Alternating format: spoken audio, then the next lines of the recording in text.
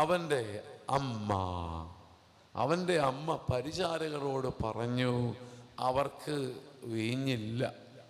അവൻ്റെ അമ്മ പരിചാരകരോട് പറഞ്ഞു, അവർക്ക് വീഞ്ഞ് ഇല്ല. പ്രിയപ്പെട്ട സഹോദരങ്ങളെ, ഈ വചനഭാഗം ഇന്നെന്നല്ല, പണ്ട് എപ്പോ വായിച്ചപ്പോഴും ഞാനിങ്ങനെ ഊറിച്ചിരിച്ചിട്ടുണ്ട്. എന്നെ കർത്താവ് ആ ഭാഗം ഒരു സിനിമയിൽ എന്ന വണ്ണം, ദർശനമൊന്നുമല്ല, എപ്പോഴും അത് ചിന്തിപ്പിക്കും. ഞാൻ ഓർക്കും, ദൈവമേ ഇവക്കെന്നാത്തിൻ്റെ കേടാഞ്ഞിട്ട്, എന്നാ കേടാ ദൈവമേ. അവിടെ കാനായിലെ കല്യാണത്തിന് വീഞ്ഞുണ്ടോ, മോരുണ്ടോ, ചാറുണ്ടോ, അച്ചാറുണ്ടോ, പപ്പടം കിട്ടിയോ, കറി കിട്ടിയോ എന്നൊക്കെ ചോദിച്ചുകൊണ്ട് ചിത്രശലഭം പറക്കുന്നത് പോലെ പറന്ന് കുത്തി അടി മുതൽ മുടി വരെ വിയർത്ത് എല്ലാ കാര്യങ്ങളും അച്ചട്ടാക്കാൻ നല്ല ബുദ്ധിയുള്ള കുടുംബനാഥൻ ഒരു തുമ്പി പോലെ പറന്ന് നടക്കുന്നുണ്ട്. അയാൾ 2 ആഴ്ച മുമ്പ് എല്ലാവരെയും വിളിച്ചു കൂട്ടി 11 കുടം വീഞ്ഞ്, 7 പാട്ട മധുരം, ഇങ്ങനെ എല്ലാം കരുതി വെച്ചിരിക്കുന്ന ആളാണ്. വളരെ ബുദ്ധിപൂർവ്വം ഹെബ്രായ താഴ്വരയിൽ നിന്ന് ഇത്ര പേര്, ലെബനോൻ്റെ മണ്ണിൽ നിന്ന് 30 പേര്, ജോർദാനിൽ നിന്ന് 21 പേര്, ഇങ്ങനെ കണക്കൊക്കെ എടുത്ത് വരാനിടയുള്ള 800 ചില്ലുവാനും ആളുകൾക്ക് വേണ്ടി വീഞ്ഞ്, ധാന്യം, പഴങ്ങൾ, ഒലിവുക, അത്തിയട, മുന്തിരിയട, കുന്തം, കുടച്ചക്രം എല്ലാം കരുതി വെച്ചിരിക്കുന്ന ഇയാളിങ്ങനെ പറന്ന് നടക്കുകയാണ്.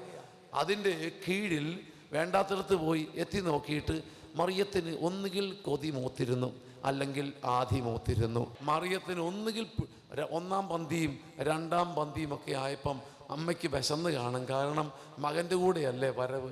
വഴി വെച്ച് വല്ലതും കഴിപ്പുണ്ടോ? ബ്രേക്ക്ഫാസ്റ്റ് ഉണ്ടാക്കി വെച്ചാൽ കഴിക്കാൻ ഈ മകൻ നിൽക്കുമോ? മകൻ കഴിക്കാതെ തള്ളയ്ക്ക് കഴിക്കാൻ പറ്റുമോ? എൻ്റെ പൊന്നന്ത്രയോസേ, അമ്മയ്ക്ക് കഴിക്കാൻ മേലാഞ്ഞിട്ടല്ല, 5-6 അത്തിയുടെ രാവിലെ ഉണ്ടാക്കി വെച്ച് ഈ ചെറുക്കം കഴിക്കാതെ എനിക്ക് കഴിക്കാൻ പറ്റുമോ? ഞാനും വെറും വയറോടെ വന്നതാ. ഇവിടെ വന്നിട്ടും അവനിങ്ങനെ വചനവുമായി നടക്കുക. ഇതാ 1 പന്തി കഴിഞ്ഞ് 2 പന്തി കഴിഞ്ഞു. അമ്മയ്ക്ക് ഒന്നുകിൽ കൊതിമൂത്തിട്ടുണ്ട്, അല്ലെങ്കിൽ ആദ്യ മൂത്തിട്ടുണ്ട്. ദൈവത്തിൻ്റെ ആത്മാവ് നമുക്ക് പറഞ്ഞു തരുന്നു, അവളുടെ കൊതി വെറും മനുഷ്യ കൊതിയല്ലായിരുന്നു, ദൈവത്തെ കൊടുക്കാനുള്ള കൊതി കൊണ്ടുള്ള ആധിയായിരുന്നു മറിയത്തിൻ്റെ ആധി. അവൾ അതുകൊണ്ട് ഓടിക്കലവറയിൽ ചെല്ലുമ്പോൾ അവിടെ വീഞ്ഞില്ല. PT ഉഷയെ തോപ്പിക്കുന്ന രീതിയിൽ, ഷൈനി വെൽസനെ വെട്ടുന്ന രീതിയിൽ ഇവള് പാഞ്ഞു കുത്തി ഓടി പരിയമ്പുറത്ത് കറങ്ങി നടക്കുന്ന, അകത്ത് പന്തിക്ക് ആളിരിക്കുന്നതോ അവിടെ വീഞ്ഞു തീർന്നതോ അവിടുത്തെ ദണ്ണമോ പരവേശമോ ഒന്നും അറിയാതിരെ മുറ്റത്ത് നിൽക്കുന്ന മകനോട് വന്ന് പറഞ്ഞു, എൻ്റെ പൊന്നുമോനെ, ഇതിച്ചിരി കഷ്ടമാ കേട്ടോ, നീ എന്താ ഇങ്ങനെ കല്ലിനെ കാറ്റ് പിടിച്ചതുപോലെ നിൽക്കുന്നത്? എല്ലാം അറിയുന്ന കണ്ണുള്ള നീ കണ്ണെത്തും ദൂരത്തെ ദണ്ണം അറിഞ്ഞില്ലല്ലോ. ഉടനെ ഈശോ സ്വർഗം മനുഷ്യനെ ഒന്നുകൂടി പരിശോധിക്കാൻ, മനുഷ്യനെ തെളിയിക്കാൻ, സ്വർഗത്തിൻ്റെ ഒരു രീതിയാണ് ബൈബിളിൽ ഒരു വ്യക്തിയെ ഊതിക്കാച്ചിയ പൊന്നായി തെളിയിച്ച് കാണിക്കാൻ ഷാർപ്പൻ ചെയ്ത് ചോദ്യങ്ങൾ ചോദിച്ചുകൊണ്ടിരിക്കും. പരിശുദ്ധ ബൈബിളിലെ ഒരു രീതിയാണ് ഒരുവൻ്റെ ഉള്ളിലെ സത്തയും കാമ്പും കാതലും കൃപയും മഹത്വവും ലോകത്തെ കാണിച്ചു കൊടുക്കാൻ കർത്താവ് ചോദ്യങ്ങളിലൂടെ ആ മനുഷ്യൻ്റെ ഉള്ളിലെ നനവും കൃപയും പുറത്തേക്ക് കൊണ്ടുവരും. അതിങ്ങനെ ചോദ്യം ചോദിച്ചത് ബൈബിളിൽ പിന്നീട് നമുക്ക് കാണാം. യോനായുടെ പുത്രനായ ശിമയോനെ, നീ എന്നെ സ്നേഹിക്കുന്നോ? ഉവ്വ് കർത്താവേ. യോനായുടെ പുത്രനായ ശിമയോനെ, ഇവരെക്കാളധികമായി നീ എന്നെ സ്നേഹിക്കുന്നുവോ? ഉവ്വ് കർത്താവേ. യോനായുടെ പുത്രനായ ശിമയോനെ, ശരിക്കും നീ എന്നെ സ്നേഹിക്കുന്നുവോ? ഇങ്ങനെ ആവർത്തിച്ച് ചോദിച്ച് ഉള്ളിലെ സത്യത്തെ പുറത്തു കൊണ്ടുവരുന്നത് കർത്താവിൻ്റെ ഒരു രീതിയാണ് ബൈബിളിൽ. സ്വർഗം ഈശോ മിശിഹ തിരിച്ചൊരു ചോദ്യം ചോദിക്കുക, എൻ്റെ അമ്മേ, ഞാനൊന്ന് ചോദിച്ചോട്ടെ, അല്ല നിന്റെ കൊച്ചൻ്റെ, നിന്റെ ചെറുക്കൻ്റെ കല്യാണമോ മറ്റോ ആണോ ഇത്? ശരിയല്ലേ? എടാ, നിന്റെ ഓട്ടവും നിന്റെ കണ്ണുനീരും നിന്റെ പെടാപ്പാടും, അമ്മേ ഇന്ന് അമ്മ മാറിയിട്ട പുതിയ ഉടുപ്പല്ലേ ഇത്? ചേടാ, ഇന്ന് അമ്മ രാവിലെ എൻ്റെ കൂടെ ഇസ്തിരിയിട്ട് എൻ്റെ ഉടുപ്പ് മാറിത്തന്നപ്പം അമ്മയിട്ട അതേ ഉടുപ്പാണല്ലോ ഇത്. എൻ്റെ അമ്മേ, നീ ഏതാണ്ട് ചൂടുവെള്ളത്തിൽ വീണതുപോലെ ശിരസ് മുതൽ പാദം വരെ നനഞ്ഞിരിക്കുന്നല്ലോ. നീ വിയർത്തതാ അല്ലേ അമ്മേ? നീ വിയർത്തതാ അല്ലേ? എന്തിനാ അമ്മേ വല്ലോനും ദണ്ണപ്പെടുമ്പം നിനക്കിത്ര ദണ്ണം? എന്തിനാ അമ്മേ വല്ലവനും കഷ്ടപ്പെടുമ്പം നീ ആ കുരിശ് ചോദിച്ചു വാങ്ങുന്നത് എന്തിനാ അമ്മേ? വല്ലവനും ഭാരപ്പെട്ട് തൊലയട്ടെ, തീരട്ടെ, നീ എന്തിനാ അവരെക്കാൾ ദണ്ണപ്പെടുന്നത്? മറിയമ്മ പത്രോസിനോട് പറഞ്ഞു, ഇവൻ്റെ ഇങ്ങനെയുള്ള ചോദ്യങ്ങൾക്ക് അമ്മയ്ക്ക് ഉത്തരം പറയാനില്ല. പക്ഷെ എനിക്കവൻ്റെ ചങ്കറിയാം, എനിക്കവൻ്റെ ഹൃദയമറിയാം. അകത്തൊരുകുന്ന കുടുംബനാഥനേക്കാൾ ഒരുകുന്ന ഹൃദയവുമായിട്ടാണ് എൻ്റെ മകൻ പുറത്തു നിൽക്കുന്നതെന്ന് എനിക്കറിയാം. അതുകൊണ്ട് അവൻ പറയുന്നത് പോലെ ചെയ്യുവിൻ. ഇവിടെ എന്താ സംഭവിച്ചെന്ന് തിരിച്ചറിഞ്ഞാൽ നമ്മുടെ ഇന്നത്തെ വിഷയം തീർന്നു. താൻ ആരാണെന്ന് തെളിയിക്കാൻ, നിങ്ങളെല്ലാവരും കേൾക്കണേ, ഇത് ഞാൻ പഠിച്ചു പറയുന്നതല്ല, എൻ്റെ ഉള്ളിൽ ഇപ്പോൾ വരുന്നത് ഞാൻ പറയുക. താൻ ആരാണെന്ന് തെളിയിക്കാൻ തൻ്റെ അമ്മ ആരാണെന്ന് ആദ്യം തെളിയിച്ചു തരികയാണ്. ഞാനൊരു ഉദാഹരണം പറയാം. ഞാൻ പുറത്തൊരു സ്ഥലത്ത് ഒരു അതിഥിയായിട്ട് ചെന്നിരിക്കട്ടെ. അപ്പോഴത്തേക്ക് എന്നെ അവർക്കറിയില്ല. ഞാനിങ്ങനെ 10, 20, 50, 100 പാട്ട് എഴുതിയ അച്ഛനാണെന്നൊന്നും അവർക്കറിയില്ല. ഞാൻ നല്ല ഗമയിലാണ് അവിടെ ചെന്നത്. അപ്പം നമ്മളെ അറിയുന്നവരുമില്ല, ഒരു പൂച്ചക്കാളി പോലും അവിടെ ഇല്ല. ചേട്ടാ, നമ്മളങ്ങ് നാണം കെട്ടിരിക്കുക. അപ്പോൾ ഒന്നുകിൽ നമ്മൾ നാണം കെട്ടിട്ട് പറയണം, ഞാനേ ആപ്പൂപ്പ ആളൊന്നുമല്ല കേട്ടോ, 10 പാട്ട് എഴുതിയ ആളാ. അത് നാണക്കേടാ, മാനുഷിക ഭാഷയിൽ പറയുക. പകരം എൻ്റെ കൂടെ വന്ന ഒരാളുണ്ടെന്നിരിക്കട്ടെ, ഞാനിപ്പോൾ പരിചയപ്പെടുത്തുകയാണ്. അനേകം ഭക്തിഗാനങ്ങൾക്ക് ഓർക്കസ്ട്ര ചെയ്ത് സ്റ്റുഡിയോയിൽ എടുത്ത ഓർക്കസ്ട്ര മാസ്റ്ററാണ്. ഇപ്പം എൻ്റെ പാട്ടുകളെ സംബന്ധിച്ചിടത്തോളം ഞാനാണ് സംഗീതം ചെയ്യുന്നത്. ഉദാഹരണം നിങ്ങൾ മനസ്സിലാക്കണേ. ഞാനപ്പോൾ പറയുക, എൻ്റെ കൂടെ ഒരു അതിഥിയുണ്ട്. അപ്പം ഞാനത് പറഞ്ഞു കൊടുക്കുക, സഹോദരങ്ങളെ, ഈ നിൽക്കുന്ന ജർസൻ ആൻ്റണി, അല്ലെങ്കിൽ ജാക്സൺ അരൂജ, ഇവരിൽപ്പെട്ട മധു പോൾ അല്ലെങ്കിൽ പ്രദീപ്, ഇദ്ദേഹം ഒരുപാട് ഗാനങ്ങൾക്ക് ഓർക്കസ്ട്ര ചെയ്ത ആളാണ് കേട്ടോ. അനേകം സിനിമകൾക്കും ക്രിസ്തീയ ഭക്തിഗാനത്തിൽ അനേകം പാട്ടുകൾക്കും ഗാനങ്ങൾക്കും ഓർക്കസ്ട്ര ചെയ്ത ആളാണെന്ന് പരിചയപ്പെടുത്തുമ്പോൾ അവരിലൂടെ അവർക്ക് എന്നെ വേഗം പരിചയപ്പെടുത്താൻ പറ്റും. ഉടനെ അവർ പറയും, അയ്യോ നിങ്ങൾക്ക് അച്ഛനെ മനസ്സിലായില്ലേ, അച്ഛൻ്റെ പാട്ടുകളൊക്കെയാ ഞാൻ ഓർക്കസ്ട്ര ചെയ്തിരിക്കുന്നത്. അങ്ങനെ എനിക്ക് നല്ല ഒരു എൻട്രി കിട്ടും. ഇത് മനുഷ്യൻ്റെ കേവല ഭാഷയിൽ പറഞ്ഞതാ. കനിവ് വറ്റ യൂദയാ സമൂഹത്തിൽ മനുഷ്യനിലെ കനിവ് വറ്റിയ സമയത്ത് കരുണയുടെ സംവത്സരം അന്ന് കർത്താവ് പ്രഖ്യാപിക്കുവാൻ ആദ്യം മാർപ്പാപ്പയ്ക്ക് മുമ്പ് സ്വർഗം തീരുമാനിച്ചു വെച്ച സമയമാണത്. ഐ റിപ്പീറ്റ്, കനിവ് യഹൂദ സമുദായത്തിൽ വറ്റിയപ്പം കരുണയുടെ വത്സരം പ്രഖ്യാപിക്കാൻ കർത്താവ് ഒരുങ്ങിയപ്പം താൻ കരുണയുടെ വത്സരം പ്രഖ്യാപിക്കാൻ വന്ന ദൈവത്തിൻ്റെ ദൂതനാണെന്ന് ചുറ്റുമുള്ളവർ അറിയുന്നതിന് വേണ്ടി തൻ്റെ അമ്മയുടെ വ്യക്തിത്വം ഊതിക്കാച്ചിയ പൊന്നുപോലെ പരിചയപ്പെടുത്താനാണ് ഈ ചോദ്യത്തിൻ്റെ മുൾമുനയിൽ മറിയത്തെ മിശിഹ നിർത്തുന്നത്. സ്ത്രീയേ, എനിക്കും നിനക്കും എന്തേ? എൻ്റെ സമയം ആയിട്ടുണ്ടോ? നമ്മളെന്തിന് ഭാരപ്പെടണം അമ്മേ? ഞാൻ നല്ലൊരു കാര്യം പറയാം. കലവറയിലേക്ക് കണ്ണും നട്ടിരിക്കുന്ന ആ യോഹന്നാനെയും ആ തോമസിനെയും ആ ബർത്തലോമിയെ ഇങ്ങ് വിളിക്കേ. നമുക്ക് പോകുന്ന വഴിക്ക് എവിടുന്നെങ്കിലും അല്പം കാപ്പിയോ അല്പം മുന്തിരിച്ചാറോ അല്പം അടയോ വാങ്ങിക്കഴിക്കാം. അത് മതി. നമുക്ക് ഈ വീട്ടിൽ നിന്നാൽ തന്നെയല്ല അമ്മയും ഞാനും, പിന്നെ ഞാൻ എവിടെ പോയാലും വാലേ വരുന്ന 12 പേരും ഉണ്ടല്ലോ. നമ്മൾ 14 പേര് മാറിയാൽ തന്നെ അത്രയും പേർക്ക് കുറച്ച് വിളമ്പിയാൽ മതിയല്ലോ. നമുക്ക് അതിലപ്പുറം ഒന്നും ചെയ്യാനില്ല. നമുക്കിങ്ങനെ ചെയ്യാം, അവർ കഴിക്കുകയോ കൊടുക്കുകയോ കുടിക്കുകയോ വീഴുകയോ നശിക്കുകയോ ദുഷ്പേര് കേൾക്കുകയോ എന്നാ വേണേ ചെയ്യട്ടെ, നമ്മൾ ഒന്നും ചെയ്യാതെ നിഷ്ക്രിയരായി മാറി നിൽക്കാം. അത് പോരെ അമ്മേ, അത് പോരെ. അതിനപ്പുറം അമ്മ ഇങ്ങനെ കിടന്നൊരുകണ്ട ആവശ്യം എന്താണ്?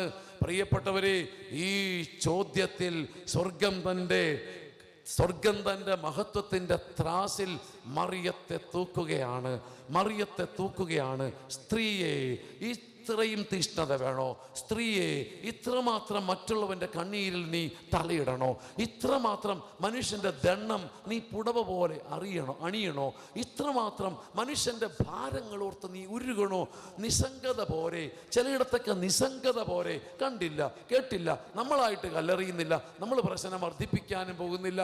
എൻ്റെ പൊന്നു കർത്താവേ, എൻ്റെ അപ്പുറം കുടിയോ വലിയോ പിടുത്തവോ വലിയോ ആത്മഹത്യാശ്രമമോ ഏതാണ്ടൊക്കെ ഇന്നലെ നടന്ന് ഞങ്ങൾ ചോദിക്കാനും പോയില്ല, മിണ്ടാനും പോയില്ല, ഞങ്ങളൊന്നും അറിഞ്ഞിട്ടുമില്ല, കേട്ടിട്ടുമില്ല. അത് പോരെ പോരെ എന്ന് ഈ പന്തലിൽ കരുണ പറ്റിയിരിക്കുന്ന അനേകരുടെ മുമ്പിൽ, ഈ പന്തലിൽ ദൈവത്തിൻ്റെ വചനത്തിന് വില കൊടുക്കുന്നുണ്ട്. പക്ഷേ കരുണ കാണിക്കേണ്ടടത്ത് അമ്പയെ പരാജയപ്പെട്ടു പോയ അധികം ആളുകളുടെ മുമ്പിൽ ദൈവവചനത്തിനും കരുണയ്ക്കും കൊന്തയ്ക്കും കുർബാനയ്ക്കുമൊക്കെ അപാദചൂടം വില കൊടുത്തിട്ട് കരുണ ചൊരിയേണ്ടി വന്ന ചില ക്രൂഷ്യൽ മൊമെന്റ്സിൽ കരുണ ചൊരിഞ്ഞ് നിങ്ങളുടെ തങ്കത്തിളക്കം തെളിയിക്കേണ്ടി വന്ന കരുണ ചൊരിഞ്ഞു കൊടുത്തിട്ട് കരുണയുടെ ഒരു അറബിക്കടലാണെന്ന് സ്വയം തെളിയിക്കേണ്ട സ്ഥലത്ത് പരാജയപ്പെട്ടു പോയ പരശതം ആൾക്കാരുടെ മുമ്പിൽ കർത്താവ് നീ മധുബഹയിൽ പറയുക, എൻ്റെ അമ്മയെ നോക്കി പഠിക്കേ, എൻ്റെ അമ്മയെ നോക്കി പഠിക്കേ.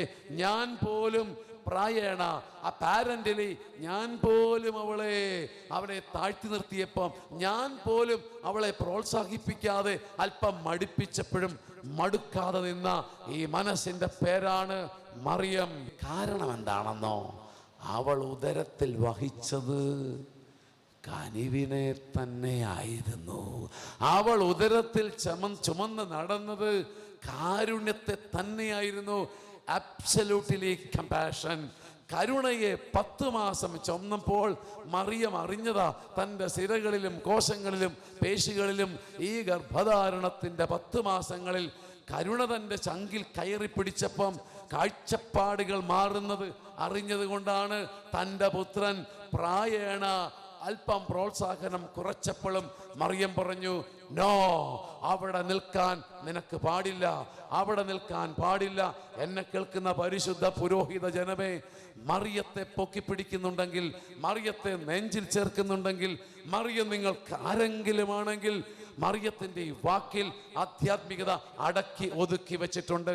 മറിയത്തിൻ്റെ ഈ വാക്കിൽ നോ, എൻ്റെ മകൻ പോലും ഒരുപക്ഷെ നിന്നോട് പ്രായേണ പോരെ, അത്രയും വേണോ എന്ന് ചോദിച്ചാലും അവൻ നിന്നെ പരീക്ഷിക്കാൻ ചോദിക്കുന്ന ചോദ്യമായി കണ്ട് സകല പരിധികൾക്കും അപ്പുറം കരുണ കാണിക്കണമെന്ന് ലോകത്തെ പഠിപ്പിക്കാനാണ് യേശു മുഖത്ത് നോക്കി അല്പം താഴ്ത്തി പറഞ്ഞപ്പോഴും മറിയം പറവ പോലെ അവൻ്റെ നിരുത്സാഹത്തിന് മേളിലേക്ക് പറന്നു കുത്തിയിട്ട് പറയുന്നത്, എൻ്റെ മകൻ കരുണ തന്നെയാണ്, എൻ്റെ മകൻ കരുണ തന്നെയാണ്.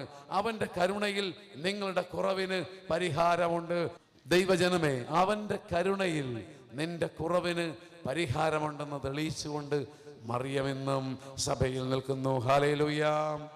അവൻ്റെ കരുണയിൽ നിന്റെ പ്രശ്നത്തിന്, അവൻ്റെ കരുണയിൽ നിന്റെ കണ്ണുനീരിന്, അവൻ്റെ കരുണയിൽ നിന്റെ വ്യാകുലത്തിന്, അവൻ്റെ കരുണയിൽ നിന്റെ മാനഹാനിക്ക്, അവൻ്റെ കരുണയിൽ നിന്റെ കടത്തിന്, അവൻ്റെ കരുണയിൽ നിന്റെ കുടുക്കിന്, അവൻ്റെ കരുണയിൽ നിന്റെ രോഗത്തിന് ഒരു പരിഹാരമുണ്ട്.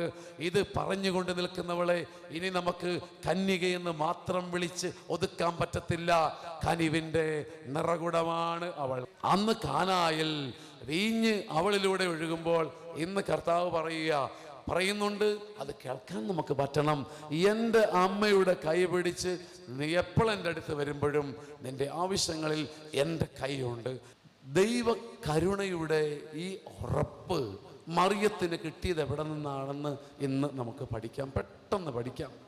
മറിയത്തിൻ്റെ ഈ ഉറപ്പ് നിങ്ങളെല്ലാവരും ചെവിയും കണ്ണും കാതും കരളും എല്ലാം ഇങ്ങ് തരണേ. കാരണം അത്രമേൽ വയ്യാതായി പോകുന്നത് കൊണ്ടാണ്. കണ്ണും കരളും കാതും ഇങ്ങ് തരണേ. പ്രിയപ്പെട്ടവരെ, ഞാൻ ഈ ഉച്ച സമയത്തോട് അടുക്കുമ്പോൾ ചോദിക്കട്ടെ, മറിയം എന്തുകൊണ്ടാ സ്ത്രീയെ എനിക്കും നിനക്കും എന്ത് എന്നൊക്കെ ചോദിച്ചപ്പം അവിടുന്ന് ഓടാതെ, അവിടുന്ന് മാറാതെ, അവിടുന്ന് മറയാതെ, അവിടുന്ന് ഒഴിയാതെ, എന്നാ സോറി എൻ്റെ മകനെ, എന്നാൽ പിന്നെ നിൻ്റെ ഇഷ്ടം പോലെ ആകട്ടെ എന്ന് പറയാതെ നിങ്ങൾ എൻ്റെ മകൻ്റെ വാക്ക് പോലെ പ്രവർത്തിക്കുവിൻ എന്ന് പറയാൻ കാരണം എന്താ? ഒന്ന് പെട്ടെന്ന് ചിന്തിച്ചേ. എന്താ? ഒന്ന് മാറി അങ്ങ് പോയി. എല്ലാത്തിലും മകനെ അനുസരിക്കുന്ന ഇവൾ, എൻ്റെ അമ്മേ എനിക്ക് നിനക്കുമെന്ത്, എൻ്റെ സമയം ഇനിയും ആയിട്ടില്ല എന്ന് പറയുമ്പം അനുസരിക്കുന്ന ഒരു ദൈവകന്യക എന്താ പറയേണ്ടത്? എൻ്റെ പൊന്നുമോനെ സോറി, ഞാനത് അറിഞ്ഞില്ല, അമ്മയുടെ അറിവില്ലായ്മ. എൻ്റെ പൊന്നുമോനെ ദൈവപിതാവിനോട് ചോദിച്ചിട്ട് നിൻ്റെ സമയത്ത് നീ പ്രവർത്തിച്ചാൽ മതി. അല്ലേ പ്രിയപ്പെട്ടവരെ? നമുക്ക് ബൈബിളിനെ എക്സിസ്റ്റൻഷ്യലായി ചിന്തിക്കാം, വളരെ സാധാരണ പോലെ ചിന്തിക്കാം. മറിയം പറയേണ്ടത് എന്താ?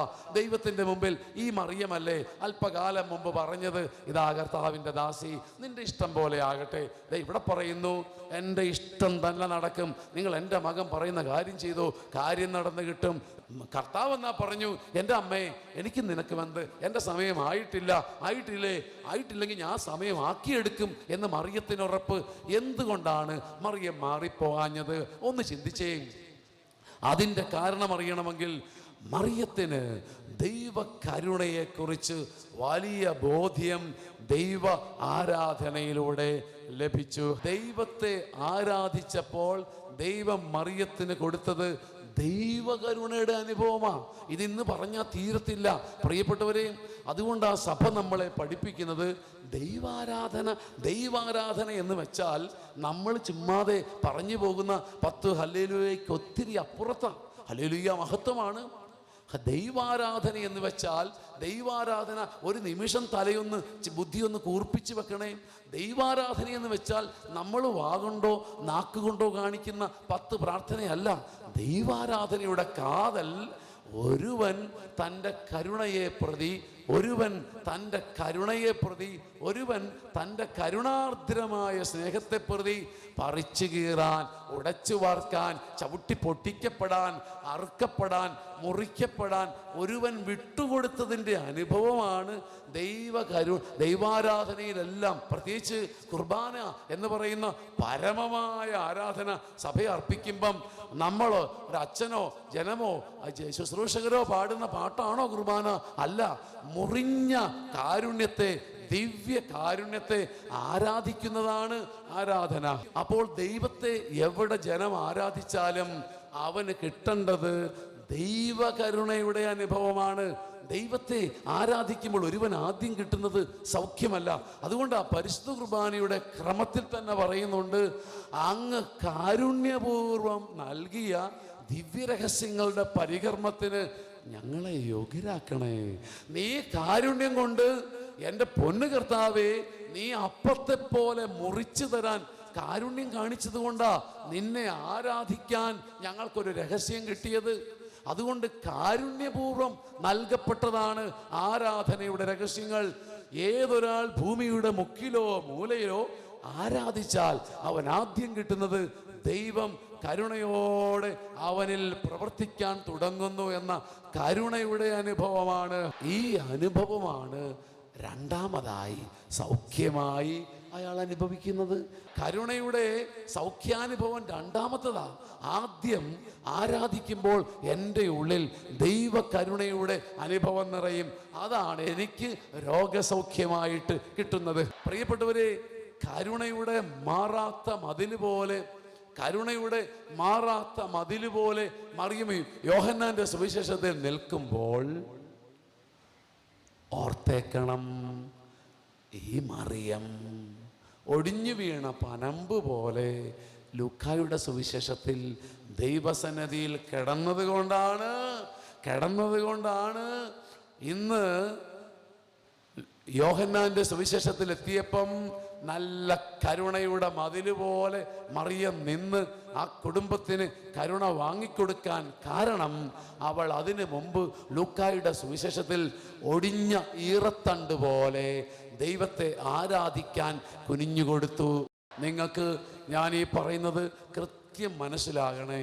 ലൂക്കായുടെ സുവിശേഷത്തിൽ ഒടിഞ്ഞ ഈറ്റക്കമ്പ് പോലെ അവൾ ഒടിഞ്ഞ് തലകുനിച്ചിട്ട് പറഞ്ഞു, ദൈവത്തെ ആരാധിച്ചിട്ട് പറഞ്ഞു, എല്ലാം നിന്റെ ഇഷ്ടം. ദൈവത്തെ ആരാധിച്ചു.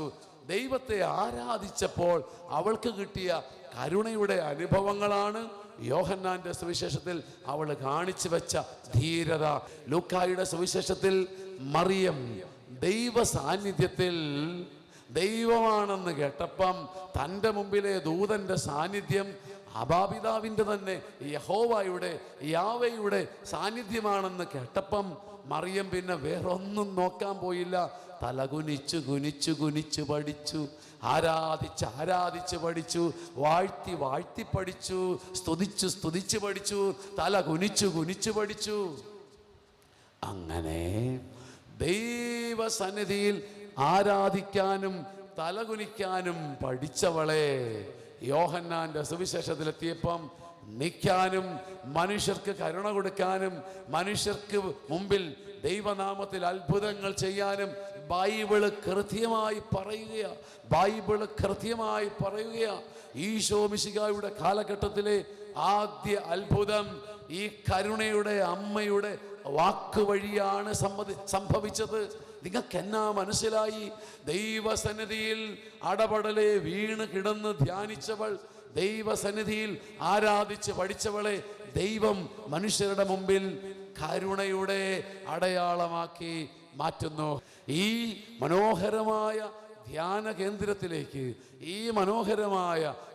കേന്ദ്രത്തിലേക്ക് നിങ്ങളെ ദൈവം കൊണ്ടുവന്നിരിക്കുന്നത് നമ്പർ 1 ദൈവത്തെ ആരാധിക്കാനാണ്. തൻ്റെ സഭയോട് ചേർന്ന് ആരാധിക്കണം. ഈ ധ്യാന കേന്ദ്രത്തിൽ നിന്ന് കിട്ടിയ അത്ഭുത ശക്തിയോടെ ജീവിക്കുന്ന സഭയുടെ ചെറിയ പതിപ്പായ ഇടവകയോട് ചേർന്ന് കാരിസ് ഭവനിൽ നിന്ന് കിട്ടിയ കാരിസത്തോടു കൂടി സഭയിൽ ദൈവത്തെ ആരാധിക്കണം. അങ്ങനെ ആരാധിച്ച് സഞ്ചിയിൽ 12 അത്ഭുതവും 13 സൗഖ്യങ്ങളും നിരത്തി വയ്ക്കാനല്ല നിങ്ങളെ ഇവിടെ കൊണ്ടുവന്നിരിക്കുന്നത്. പിന്നെയോ നാം പരാജയപ്പെടുന്ന ഒരു മേഖലയുണ്ട്. കിട്ടിയ കരുണാനുഭവം ആരാധിച്ചപ്പോൾ ചങ്കിൽ ആരാധിച്ച് സ്തുതിച്ചപ്പം ചിലർ പറയാറുണ്ട്, കരുണയുടെ രൂപത്തെ കണ്ടു. എന്നാ നിങ്ങൾക്ക് മനസ്സിലായത്? കരുണയുടെ രൂപത്തെ കണ്ടു, ആരാധിച്ചപ്പോൾ കർത്താവ് കുരിശെടുത്ത് കൊണ്ടുപോകുന്ന ദർശനം കണ്ടു. നിങ്ങൾക്ക് എന്നാ മനസ്സിലായത്? ആരാധിച്ചപ്പോൾ കർത്താവിൻ്റെ വിലാവ് കണ്ടു. നിങ്ങൾക്ക് എന്ത് മനസ്സിലായി? കർത്താവ് വിളിക്കുകയാ, എൻ്റെ വാതിൽ, വിലാവിൻ്റെ വാതിൽ ഞാൻ രാവും പകലും തുറന്നിട്ടതുപോലെ എന്നിൽ നിന്ന് കിട്ടിയ സൗഖ്യവുമായി നീ കരുണയുടെ ഒരു ജീവിക്കുന്ന സാക്ഷ്യമായി സഭയിൽ നിൽക്കണം.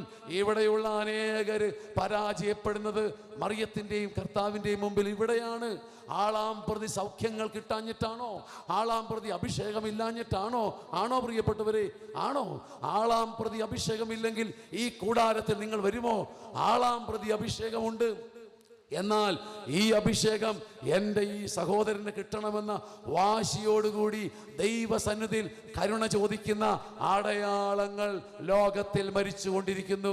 മറിയത്തെ കരുണയുടെ അപദാനമായും നിറകുടമായും വാഴ്ത്തിയത് കൊണ്ട് വല്ല കാര്യമുണ്ടോ? മറിയത്തെ കർത്താവ് ഒരുക്കി നല്ല പതക്കം ചാർത്തി മണവാട്ടിയെ പോലെ നിർത്തിയിട്ട് പറഞ്ഞു, അമ്മേ, ഒരു വേള നിന്റെ മകൻ നിന്നെ നിരുത്സാഹപ്പെടുത്തിയാലും കരുണയിൽ നിന്നും ഒരു ചുവടു നീ പുറകോട്ട് പോകരുതേ എന്ന മകന്റെ ഉൾവിളി തിരിച്ചറിഞ്ഞത് കൊണ്ടാണ് മറിയം ഇടിച്ചിടിച്ച് കരുണ കാണിക്കാൻ നിന്നത്. സത്യമല്ലേ പ്രിയപ്പെട്ടവരെ? കണ്ണും വട്ടത്തുള്ള, കയ്യെത്തും ദൂരത്തുള്ള, കണ്ണെത്തും ദൂരത്തുള്ള എത്ര പേരോട് കരുണ കാണിച്ചില്ലെന്ന് മാത്രമല്ല, ക്രൂരത കാട്ടിയവര് ഇവിടെ ഇരിപ്പുണ്ട്. ആരെങ്കിലും ഉണ്ടോ എന്ന് ഉറപ്പിച്ച് ഞാൻ ആരെയും ശാസിക്കുകയല്ല. നമുക്ക് പിഴവ് പറ്റിയിട്ടുണ്ട്. അഭിഷേകം നമ്മിൽ സ്ഥായിയായി തൂണുനാട്ടാത്തതിൻ്റെ കാര്യം നാം ആളാം പ്രതി വ്യക്തിപരമായ അഭിഷേകവും സൗഖ്യവും കരുണയും അനുഭവിച്ചു.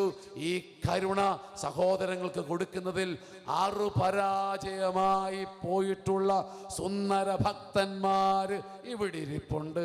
ഈ കരുണ സഹോദരങ്ങൾക്ക് കൊടുക്കുന്നതിൽ പരാജയമായി പോയ നല്ല സുന്ദരൻ ഭക്തന്മാര് ഇവിടെ ഇരിപ്പുണ്ട്.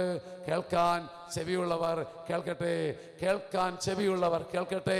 അഭിഷേകം നിന്നിൽ കൂടുകെട്ടാത്തതിൻ്റെ കാര്യം ഇവിടെയാണ്. പ്രിയപ്പെട്ടവരെ, ശുശ്രൂഷയുടെ ഇടയ്ക്ക് ഞാൻ പറഞ്ഞു, മറിയം ഉദരത്തിൽ വഹിച്ചത് ദൈവപുത്രനെ എന്നതിന് പകരം നമുക്കിങ്ങനെ പറയാം, കാരുണ്യത്തെയാണ്. നിങ്ങളൊന്ന് സന്തോഷത്തോടെ കേട്ടേ, ഇതിൻ്റെ അർത്ഥമൊന്ന് അറിഞ്ഞേ, ഒന്ന് കേട്ടേ എൻ്റെ വിലപ്പെട്ടവരെ. ദൈവം സ്നേഹമാണ്, ദൈവം സ്നേഹമാണ്, ദൈവം സ്നേഹമാണ് എന്ന് ബസ്സേലൊട്ടിച്ച്, വണ്ടിയിലൊട്ടിച്ച്, വീടിൻ്റെ കട്ടളപ്പടിയിൽ ഒട്ടിച്ച് നടന്നിരുന്ന ഒരു കാലഘട്ടം നമ്മൾ കടന്നുപോയി. ഈ കാലഘട്ടമെല്ലാം ദൈവം സ്നേഹമാണ്, സ്നേഹമാണ്, സ്നേഹമാണ് എന്ന് ചുമ്മാതെ അർത്ഥമറിയാതെ പാടി പറഞ്ഞ നമ്മുടെ കണ്ണിൻ്റെ മുമ്പിൽ ദൈവം കരുണയാണെന്നും കരുണ ദൈവത്തിൻ്റെ സിനണിമാണെന്നും പര്യായമാണെന്നും പറഞ്ഞ് ഞെട്ടിച്ചിരിക്കുകയാണ് ഫ്രാൻസിസ് മാർപ്പാപ്പ. കരുണ ദൈവത്തിൻ്റെ പര്യായമാണത്രേ. കരുണ നിഷേധിച്ചിടത്തൊക്കെ